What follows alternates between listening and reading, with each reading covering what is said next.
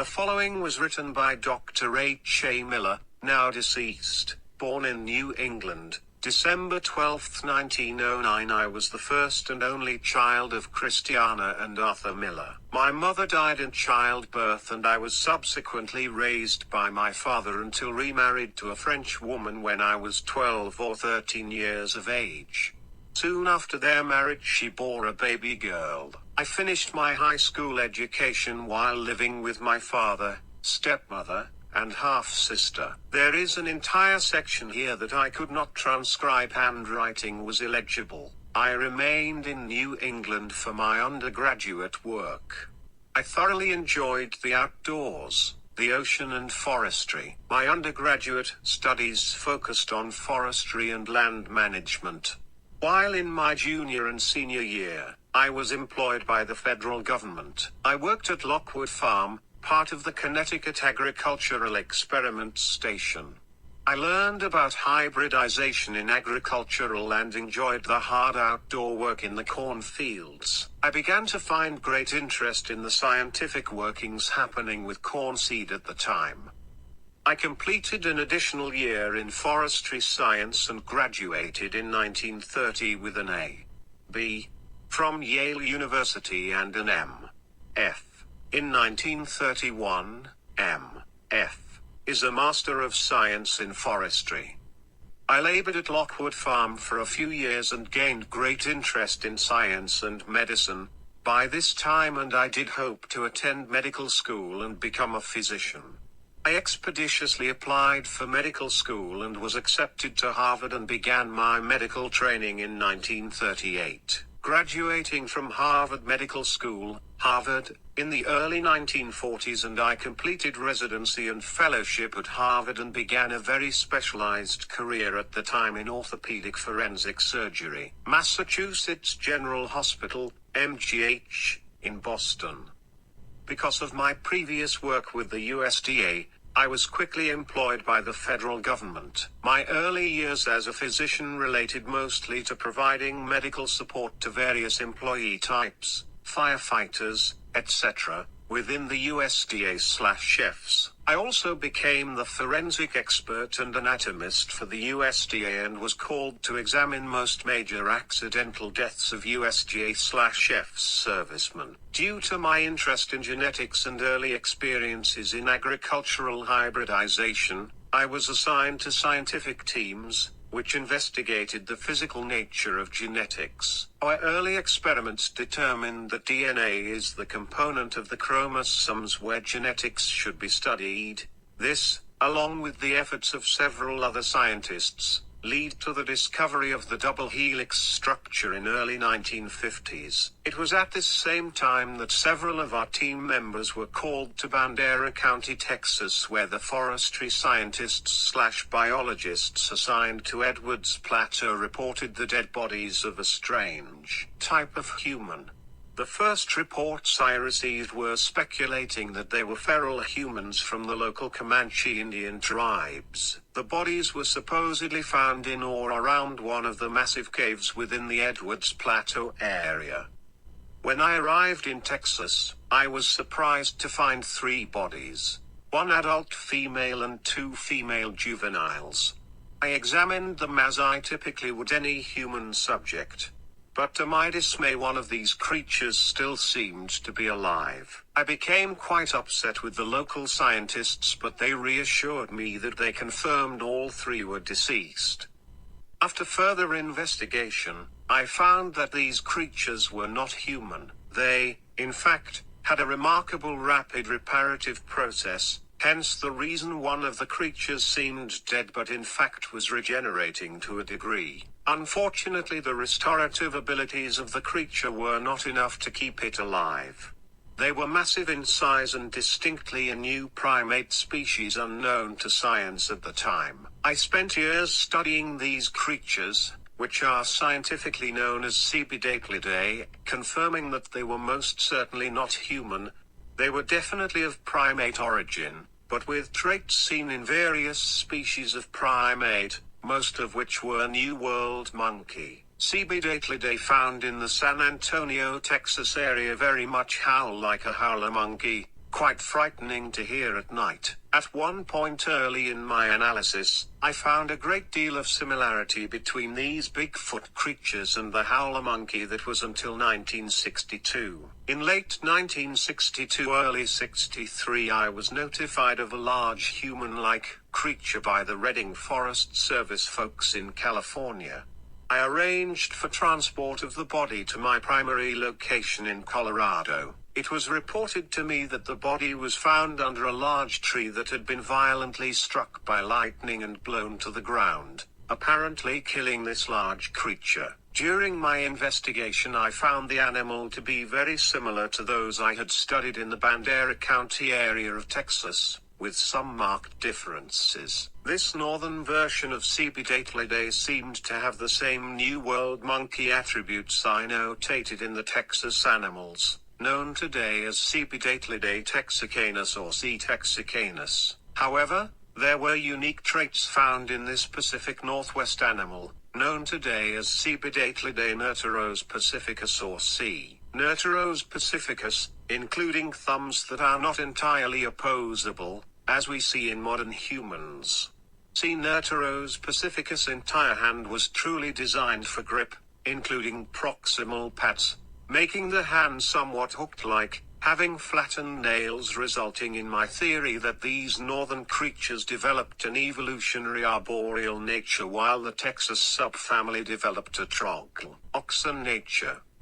This Pacific Northwest, PNW, creature found in 1962-63 also had scent glands on her forearms. This is more evidence that C. nerteros pacificus is arboreal to some extent, leaving scent marks up and down the tree while climbing. Not only was this creature smashed by the large tree, but she was also badly burned with areas of lightning prints on exposed skin. I notated in my medical examination report of the body that it seemed as though lightning struck the animal passing through the body and into the tree, subsequently weakening the tree and causing it to fall to the ground. It did seem as though the animal had fallen to the ground first, with the tree falling on top of her afterward, but the evidence as to whether the animal fell first or with the tree is inconclusive. However, it is clear lightning struck the tree at a decent height of over 20 feet, therefore this animal must have been clinging to the tree at the time of the lightning strike. More evidence of the arboreal nature of C. nerteros pacificus. C. nerteros pacificus also has additional medial padding on the feet, which it would use to climb trees by clinging to the tree with its hands and support its weight. Both the C. nerteros pacificus and C. texicanus have oversized lower jaws, including massive sternocleidomastoid musculature. This must have been due to their rugged diet and, moreover, their need to crush bones. Their lower dentum at first looked as a second row of molars, but after years of research and examining the dead bodies of these animals, I have found that the lower molars are simply oversized or fused, resulting in massive, bone-crushing tools. Due to their jaw size and bone-crushing dentum, it is also clear that all subfamily of this creature are omnivorous, predaceous and opportunistic. We did find that the female killed during the Columbus Day storm was pregnant with monozygotic embryos. All female Cebidatelidae bodies I have investigated throughout my career that have been pregnant have monozygotic embryos. This again, incorporating additional evidence of a New World monkey relationship. Due to my investigations of the 1950s bodies in Texas and the 1960s PNW Columbus Day storm body, I submitted to the Department of Agriculture that this is a new Platyrrhini species and that a new family under the PAV order should be created. Fellow scientists of mine disagreed given the fact that the creatures we examined in both cases were obviously bipedal and Catarrhini in terms of their nostrils facing downward, Old World monkeys. However, the juveniles we have examined are much more Platyrrhini in terms of nostril breadth and position. I won the debate in the end due to the fact that no evidence thus far demonstrates that these creatures crossed over from the Old World but are simply New World monkeys adapting to their various stag ed areas within North and South America. I have since retired and I know of some new University of Utah-based scientists and Idaho who understand the genetics a bit better. Their findings are only supporting my original theorems, or at least I am told. These molecular biologists will soon understand the similarities with humans once the Human Genome Project is completed. As a result, I still refer to the Sasquatch species as Cebidatelidae with the following subfamilies: Cebidatelidae octus, Cebidatelidae nerteros, Pacificus, Cebidatelidae sumphos, Cebidatelidae americanus, Cebidatelidae texicanus, Cebidatelidae amazonia. Any of these species found outside the New World Ust have originated from and migrated out of the New World. All of my experience with this primate has been post-mortem, save a few unique experiences in the wild. To my knowledge, a live specimen has never been captured except for once in Northern Research Station in California. However, the animal did not survive in captivity and died after only several days. I, of course, examined the body. There were many rumors that this captured Sasquatch was somehow magical and could shape-shift and that his hide couldn't be found. The truth is, the folks at Northern Research Station were very devastated and embarrassed that this live specimen died so quickly after being in captivity. So no, they are not magical. They are highly intelligent primates. Having one die in captivity is a very difficult to witness due to the human nature and feeling about the species. In reality, captivity will never be realistic for Cebidatelidae because of their size and complex brains. Similar to captive white sharks, the species cannot thrive in captivity and quickly die as a protective mechanism. I have spent a great deal of my career as an expert for the federal government concerning Cebidatelidae and throughout the world, including the bodies recovered in the 80s due to Mount St. Helena eruption. We made many recommendations to protect the species, but the DOI has constant concern regarding the impact of such a decision due to the vast number of areas this species inhabits. Such a decision would have potential negative impacts on the natural resource industry.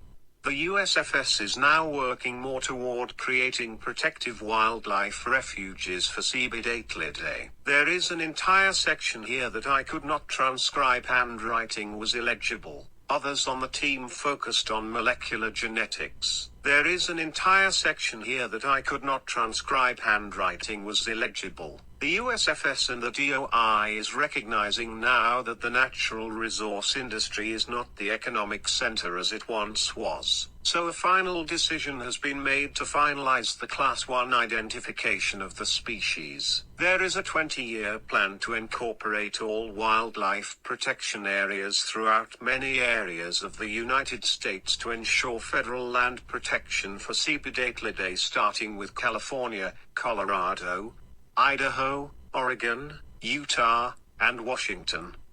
I was upset by this decision because the first location the species was identified scientifically was Texas. I petitioned, and as a result, the Government Canyon State Natural Area will be protected, opened to the public and expanded in Bexar County, Texas. The long-term plan will be to open each of these designated natural areas to the public. Once all of the designated Cebidatelidae natural areas are open to the public, the DOI will announce the species as an endangered New World primate. I am not sure if this will happen, and the Government Canyon State Natural Area will not be open to the public until 2005 and then expanded later in 2009, and then again in 2012. This will all happen long after I am dead, I'm afraid.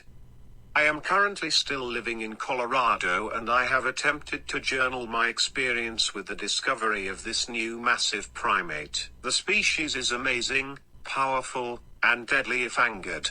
Like any animal, it will protect itself, its food source and its young at all cost. Artiodactyla are Cebidatelidae's primary food source. It is imperative that the federal government continue to designate natural areas. Otherwise, A scarce food resource available to Cebidatelidae will result in more opportunistic feeding behavior and closer interaction between humans and Cebidatelidae. These creatures and human beings simply do not coexist.